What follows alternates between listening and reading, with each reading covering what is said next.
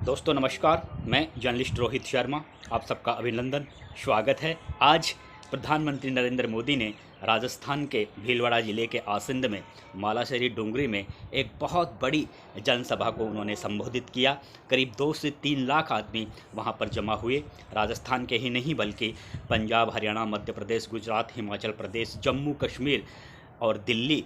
के लोग भी इस सभा में आए। भगवान श्री देवनारायण जी का यहाँ पे जो प्राकट्य स्थल माना जाता है, प्रसिद्ध ऐतिहासिक मंदिर है। गुर्जर समाज का ही नहीं बल्कि हर बिरादरी और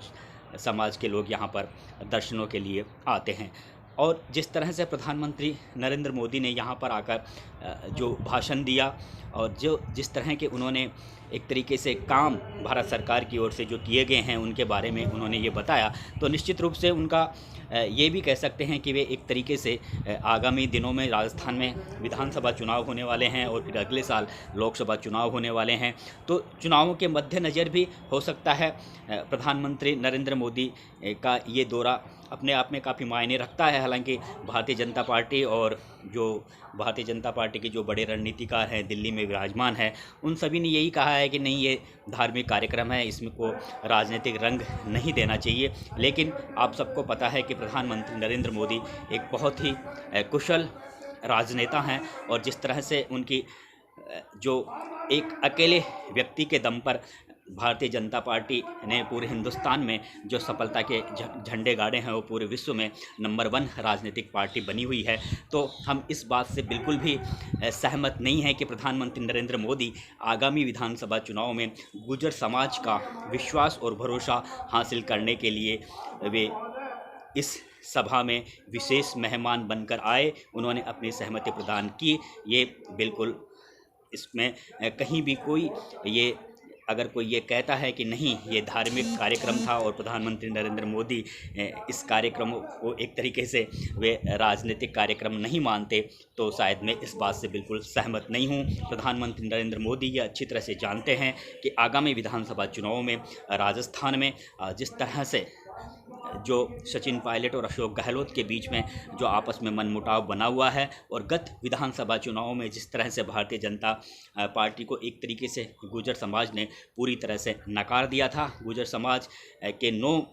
व्यक्तियों को टिकट दिया गया था विधानसभा चुनाव में, लेकिन 9 के 9 हार गए थे और सारे के सारे वोट एक तरीके से एक तरफा वोट कांग्रेस पार्टी के पक्ष में गए थे। वजह यही थी, एक तो वसुंधरा राजे के शासनकाल में जिस तरह से गुर्जरों का आंदोलन हुआ और बड़ी संख्या में गुर्जर मारे गए और फिर एक तरीके से गुर्जरों की मांगों पर ठीक तरह से बातचीत भी नहीं की गई और किसी तरह का समझौता भी नहीं हुआ, तो एक तरफ वो नाराज़गी थी। दूसरी, गुर्जर समाज में सचिन पायलट एक काफ़ी तेज़ी से उन्होंने राजस्थान की राजनीति में अपने आप को स्थापित कर लिया था और एक तरीके से राजस्थान उस समय राजस्थान कांग्रेस में एक तरीके से एक मैसेज सा चारों ओर ये प्रचारित किया जा रहा था कि इस बार सचिन पायलट, अगर कांग्रेस को बहुमत मिलता है तो सचिन पायलट ही मुख्यमंत्री बनेंगे, क्योंकि उस समय 2014 में सचिन पायलट प्रदेश कांग्रेस के अध्यक्ष थे और 2018 तक राजस्थान में कांग्रेस जनों में यही चर्चा थी कि अगर कांग्रेस को बहुमत मिलता है तो सचिन पायलट ही राजस्थान के मुख्यमंत्री होंगे। सचिन पायलट के पिता राजेश पायलट किसान नेता थे। हालांकि गुर्जर समाज से वे ताल्लुकात रखते हैं। हर समाज और बिरादरी के लोगों में उनकी काफ़ी अच्छी लोकप्रियता रही राजेश पायलट की, जब तक वे जिंदा रहे, और उसके बाद में उन्हीं के पदचिन्हों पर अब सचिन पायलट चल रहे हैं। तो राजस्थान के गुर्जर समाज को ऐसा लग रहा था कि अब शायद आज़ादी के बाद पहली बार गुर्जर समाज का कोई व्यक्ति मुख्यमंत्री की कुर्सी पर बैठेगा, इसलिए उन्होंने दिल खोल के 2018 के विधानसभा चुनाव में एक तरफा वोटिंग की कांग्रेस के पक्ष में। लेकिन जब मुख्यमंत्री बनाने की बारी आई तो अशोक गहलोत बाजी मार ले गए। तो हालांकि उसके बाद में कई तरह का विरोध भी हुआ। गुर्जर समाज के जो अग्रणी नेता थे उनमें ये नाराज़गी भी छाई कि नहीं, सचिन पायलट के साथ धोखा हुआ है, गुर्जर समाज के साथ धोखा हुआ है। हालांकि वह नाराज़गी का जो सिस्टम है, जो प्रक्रिया है, वो अब तक भी गुर्जर समाज में चल रही है कि आखिर क्यों सचिन पायलट को मुख्यमंत्री क्यों नहीं बनाया गया। तो एक तो ये स्थिति है कि गत विधानसभा चुनाव में भारतीय जनता पार्टी के खिलाफ गुर्जर समाज के वोट गए, तो प्रधानमंत्री ये चाहते हैं कि अगर इस बार जैन पेन प्रकरण गुर्जर समाज के लोगों का भरोसा और विश्वास हासिल किया जाए। और इस समय जिस तरह के हालात कांग्रेस पार्टी में चल रहे हैं, मुख्यमंत्री अशोक गहलोत और सचिन पायलट के बीच जिस तरह से टकराव के हालात बने हुए हैं, तो इन हालातों के मद्देनज़र भारतीय जनता पार्टी के बड़े रणनीतिकार ये चाहते हैं कि अगर इस समय अगर प्रधानमंत्री नरेंद्र मोदी की कोई बड़ी सभा गुर्जर समाज से ताल्लुक़ रखने वाली किसी बड़ी सभा का आयोजन करवा दिया जाए, तो निश्चित रूप से गुर्जर समाज के जो वोट हैं वे भारतीय जनता पार्टी में दोबारा से आ सकेंगे। हालांकि किरोड़ी सिंह बैंसला जब जिंदा थे तो भारतीय जनता पार्टी के चुनाव चिन्ह पर वे लोकसभा चुनाव लड़ चुके थे। उन्हें हार का सामना करना पड़ा था कट्टर मुकाबले में। अब विजय कर्नल किरोड़ी सिंह बैंसला जिंदा नहीं रहे। उनके पुत्र विजय बैंसला जरूर अब ये कह रहे हैं मीडिया से कि गत चुनावों में काट की हांडी बार बार नहीं छटती, यानी उनका कहना यही था कि गत चुनावों में कांग्रेस पार्टी को गुर्जर समाज ने वोट किया था, लेकिन गुर्जर समाज जो अपेक्षाएं कांग्रेस पार्टी से कर रहा था, उनका सीधा इशारा था कि गुर्जर समाज में एक ऐसी इच्छा थी कि अगर कांग्रेस पार्टी को बहुमत मिलेगा तो सचिन पायलट को मुख्यमंत्री बनाया जाएगा, लेकिन सचिन पायलट को मुख्यमंत्री नहीं बनाया गया। तो उनका अप्रत्यक्ष रूप से वे यही कहना चाह रहे थे कि इस बार गुर्जर समाज एक बार फिर से थोड़ा भारतीय जनता पार्टी की ओर से और गुर्जर समाज का रुझान हुआ है। हालांकि अभी पक्की तौर पर कुछ नहीं कहा जा सकता, क्योंकि गुर्जर समाज के जो नेता हैं वे भी अभी थोड़े बटे हुए से दिख रहे हैं। आपको पता है कि पिछले दिनों जब गुर्जर समाज का आंदोलन हुआ था, विजय बैंसला और किरोड़ी सिंह बैंसला की अगुवाई में, किरोड़ी सिंह बैंसला ने विजय बैंसला को अपना संरक्षक नियुक्त किया था। उस समय एक जो गुर्जर समाज का एक धड़ा था, हिम्मत सिंह गुर्जर के नेतृत्व में एक धड़ा मुख्यमंत्री अशोक गहलोत राजस्थान सरकार के जो प्रतिनिधि थे उनके साथ एक तरफ वो बातचीत चल रही थी, तो दूसरी तरफ विजय बैंसला और किरोड़ी सिंह बैंसला पटरियों पर बैठे हुए थे। वे कह रहे थे कि शासन सचिवालय में जो बातचीत चल रही है उससे उनका कोई ताल्लुकात नहीं है। यानी गुर्जर समाज के नेता भी इस समय दो फाड़ हैं, गुट बने हुए हैं, अलग अलग गुट बने हुए हैं। अभी गुर्जर मतदाता किस ओर अपना रुख करेगा अभी बिल्कुल पूरी तरह से क्लियर नहीं है। हालांकि जिस तरह से चुनाव आता हुआ देखकर सचिन पायलट एक बार फिर से पूरी तरह से सक्रिय हुए हैं। अभी पिछले कुछ दिनों से वे लगातार किसान सम्मेलनों के माध्यम से राजस्थान भर में दौरे कर रहे हैं। तो एक तरीके से सचिन पायलट ने आने वाले विधानसभा चुनावों के लिए एक बार फिर से अपनी ताल ठोक दी है। लेकिन अभी सचिन पायलट गुर्जर समाज के जो मतदाता हैं उनको वो कितना अपनी ओर आकर्षित कर पाएंगे आगामी ये विधानसभा चुनावों में, ये एक काफ़ी देखने वाली बात होगी। फिलहाल आज जिस तरह से प्रधानमंत्री नरेंद्र मोदी ने मालाशेरी डूंगरी में जो भाषण प्रस्तुत किया, उन्होंने साफ कहा कि भगवान जो गुर्जर समाज के जो प्रतीक हैं, भगवान श्री देवीनारायण जी, उनका जो उद्गम कमल के फूल पर हुआ था। तो एक तरीके से उन्होंने इशारों में कहने का प्रयास किया था कि कमल के फूल से ही भारतीय जनता पार्टी का उदय हुआ है। यानी वे भारतीय जनता पार्टी को एक तरीके से गुर्जर समाज का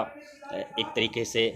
हिस्सा ही मान रहे हैं। यानी भारतीय जनता पार्टी गुर्जर समाज से ही निकल कर आई हुई है। उनका कहने का मतलब, प्रधानमंत्री नरेंद्र मोदी का कहने का मतलब सीधा साधा यही था। तो वे इन शब्दों के माध्यम से राजस्थान के गुर्जर समाज का विश्वास और भरोसा हासिल करने का उन्होंने पूरा प्रयास किया। आज के भाषण में उन्होंने भारत सरकार की ओर से जो योजनाएँ शुरू की गई है, जिस तरह के विकास किए गए हैं, उन सारी चीज़ों का उन्होंने जिक्र करके ये बताने का प्रयास किया कि भारत सरकार काफ़ी तेज़ी से जन कल्याण के कार्यक्रमों को आगे लेकर बढ़ रही है। उन्होंने ये भी कहा कि यह एक बहुत बड़ा सौभाग्य है कि आज भगवान श्री देवनारायण जी की 1111वीं जयंती है और इस 1111वीं जयंती के वर्ष के उपलक्ष्य में ही G20 का जो अध्यक्षता भारत को सौंपी गई है। तो इन्होंने इस तरह से भगवान श्री देवनारायण जी का स्मरण करते हुए प्रधानमंत्री नरेंद्र मोदी ने गुर्जर समाज के जो सभा में मौजूद जो लोग थे उन्हें ये बताने का प्रयास किया कि भारतीय जनता पार्टी गुर्जर समाज के बिल्कुल साथ खड़ी है और गुर्जर समाज के लिए विकास के लिए पूरी तरह से भारतीय जनता पार्टी तत्पर है। तो आप भारतीय जनता पार्टी के साथ आइए और आने वाले जो विधानसभा चुनाव है, लोकसभा चुनाव है, उसमें उन्होंने एक अप्रत्यक्ष और इशारों में एक तरीके से गुर्जर समाज के मतदाताओं को उन्होंने अपनी ओर आकर्षित करने का ज़रूर प्रयास किया। हालांकि कार्यक्रम पूरी तरह से भारत सरकार के अधीन ये कार्यक्रम हुआ था। प्रधानमंत्री नरेंद्र मोदी विशेष मेहमान बनकर आए थे, लेकिन कार्यक्रम की जो तैयारियां की गई वो काफ़ी ऐतिहासिक थी और करीब 2 से 3 लाख लोग इस कार्यक्रम में आए थे। राजस्थान के ही नहीं बल्कि अन्य राज्यों के भी लोग इस कार्यक्रम में आए थे। दोस्तों, गत विधानसभा चुनाव में एक तरीके से जो गुर्जर समाज को लग रहा है कि कांग्रेस पार्टी के रणनीतिकारों ने गुर्जर समाज के साथ धोखा किया है। गुर्जर समाज के अगर किसी भी बच्चे से पूछेंगे, महिला से पूछेंगे या किसी बुजुर्ग से पूछेंगे, नौजवान से पूछेंगे, तो वो यही कहेंगे कि गुर्जर समाज के साथ में कांग्रेस पार्टी ने धोखा किया है। गुर्जर समाज का ये अभी गत चुनावों में गुर्जर समाज ने एक तरीके से ये मन में ठान लिया था कि कांग्रेस पार्टी की गवर्नमेंट बनेगी तो सचिन पायलट सीएम बनेंगे, लेकिन सचिन पायलट सीएम बने नहीं। तो इस समय एक तरीके से कांग्रेस पार्टी के प्रति नाराज़गी जरूर गुर्जर समाज में पूरी तरह से बनी हुई है। अब देखना ये है कि सचिन पायलट गुर्जर समाज के ही नहीं बल्कि हर समाज और बिरादरी के काफ़ी लोकप्रिय नेता हैं। युवा ब्रिगेड में उनकी काफ़ी अलग पहचान है। तो क्या वे फिर से गुर्जर समाज का भरोसा और विश्वास हासिल करने के लिए वे आगे जब चुनावी सभाएं होंगी और जिस तरह की अभी सभाएं चल रही है, वे किस तरह से गुर्जर समाज के सामने वे खड़े होंगे और किस तरह से वे गुर्जर समाज के लोगों को ये बताने का प्रयास करेंगे कि नहीं, आपके साथ में बिल्कुल इंसाफ होगा। फिलहाल मुख्यमंत्री अशोक गहलोत उन्होंने एक बार फिर से चौथी बार मुख्यमंत्री बनने के लिए ताल ठोक दी है। वे लगातार अब भी यही कह रहे हैं कि गत चुनाव में तो उनका ये नाम भी नहीं चल रहा था सीएम को लेकर, लेकिन इस बार तो राजस्थान की जनता खुद ये चाहती है कि अशोक गहलोत ही मुख्यमंत्री बने। तो इस अवस्था में गुर्जर समाज सचिन पायलट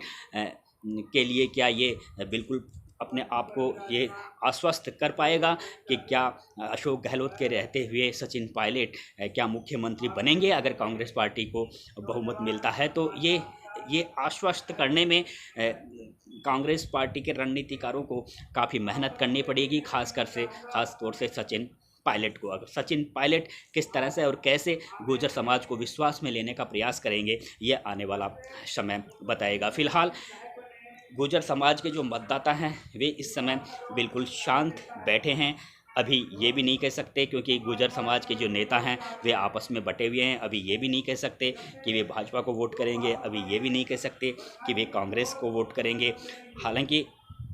जो जिस तरह का बयान विजय भैंसला का आया है उसमें ये थोड़ा ये दिख जरूर रहा है कि कांग्रेस पार्टी के प्रति गुर्जरों में इस समय नाराज़गी छाई हुई है। और अब जिस तरह से प्रधानमंत्री नरेंद्र मोदी ने आकर एक तरीके से विश्वास जीतने का बहुत बड़ा प्रयास आज मालाशेरी डूंगरी में आयोजित विशाल सभा में उन्होंने किया है, तो ये कहीं ना कहीं गुर्जर समाज के लोगों के दिलों में कहां तक प्रधानमंत्री नरेंद्र मोदी का भाषण अपनी जगह बनाएगा, ये तो आने वाला समय ही बताएगा। फिलहाल इतना ज़रूर है कि प्रधानमंत्री नरेंद्र मोदी की चुनावों से पहले ठीक एक बहुत बड़ी धार्मिक जनसभा का आयोजन करके भारतीय जनता पार्टी ने गुर्जर समाज के जो मतदाता जिन्होंने पिछले विधानसभा चुनावों में पूरी तरह से भाजपा से मुंह फेर लिया था, उस गुर्जर समाज को अपने विश्वास में लेने का एक बहुत बड़ा प्रयास प्रधानमंत्री नरेंद्र मोदी के नाम के सहारे, उनके इस कार्यक्रम के सहारे उन्होंने आज मालाशेरी डोंगरी में गुर्जर समाज के जो लोग हैं उन्हें अपनी ओर करने का, उन्हें अपनी ओर आकर्षित करने का, उनमें अपना विश्वास पैदा करने के लिए भारतीय जनता पार्टी ने इस बहुत बड़े कार्यक्रम का अप्रत्यक्ष रूप से, एक तरह से अप्रत्यक्ष कह सकते हैं, क्योंकि कार्यक्रम भारत सरकार के संस्कृति मंत्रालय की ओर से किया गया था, लेकिन केंद्र में नरेंद्र मोदी की सरकार है, भाजपा की सरकार है, तो इस बात से बिल्कुल इनकार नहीं किया जा सकता कि इस सभा का आयोजन करने के पीछे राजनीतिक मंसूबे भी भारतीय जनता पार्टी के पूरी तरह से साफ थे। अब ये आने वाला समय बताएगा कि नरेंद्र मोदी की ये जो बहुत बड़ी ऐतिहासिक जनसभा मालाशेरी डोंगरी में हुई है, उसमें नरेंद्र मोदी की कही हुई बातों को गुर्जर समाज कहाँ तक एप्रिशिएट करता है, कहाँ तक गुर्जर समाज एक बार फिर से